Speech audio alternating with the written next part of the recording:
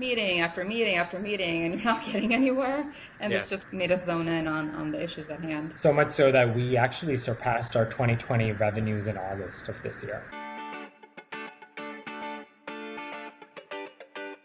I also like knowing like what were some of the influences that you guys have, like in terms of, do you have any favorite books that you want to talk about that you feel like really helped shaped your mentality and that are influential going forward? Yeah, I think for us, both of us, probably the Traction series, Good to Great, How to Be a Great Boss, etc. Those have been really instrumental books for us as far as business. Now, for me, this may not be a business book, but also Atomic Habits has been one of my all-time favorite books. It's Same. just, Yeah. it's somehow translated into business for me as well. Yeah, so let's dive into. I'd like to take a little bit of time talking about each of these and pulling out some lessons. So, like, what is it about Atomic Habits that you liked? Like, what do you think helped you guys transition or transform? I really like what James Clear said in Atomic Habits, right? He said a line which really resonates with me even today, to this day is, you don't rise up to the level of your goals, you fall down to the level of your systems, right? I think that's huge, and I think we're realizing that as we go along is we can establish aggressive goals and try to chase after them, but if we don't have the systems, we're never going to get there. So we would rather focus on creating the right systems and then ramp from there. That's cool.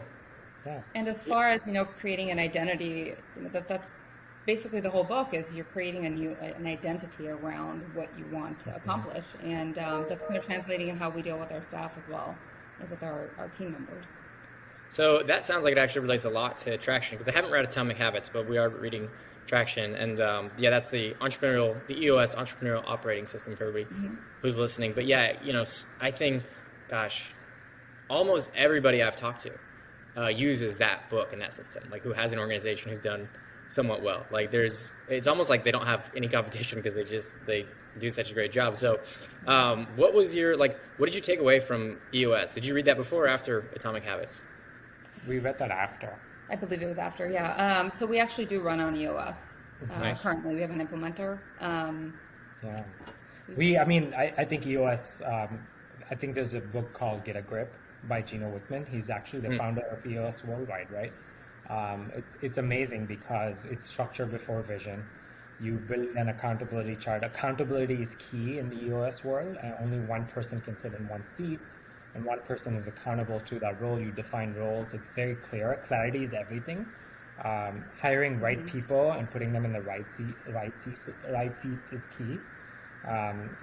Identifying issues and solving them quickly is key. So we do something called an L10 where we weekly sit down with our leadership and solve issues within 90 minutes. And either you lead with some to-dos, which are in the 7 to 14-day world, where you have to solve them, or you make them create rocks, which is in the 90-day world, or you make it into a part of your VTO Vision Traction, which is your 2 or 3 year plan.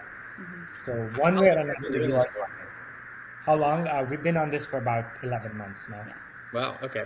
And so have you seen a lot of fruit from doing this? Absolutely. It's been such a game changer for us. I think that as entrepreneurs or in business in general, you can get so bogged down by meeting after meeting after meeting, and you're not getting anywhere. And this just kind of made us zone in on the issues at hand. So much so that we actually surpassed our 2020 revenues in August of this year.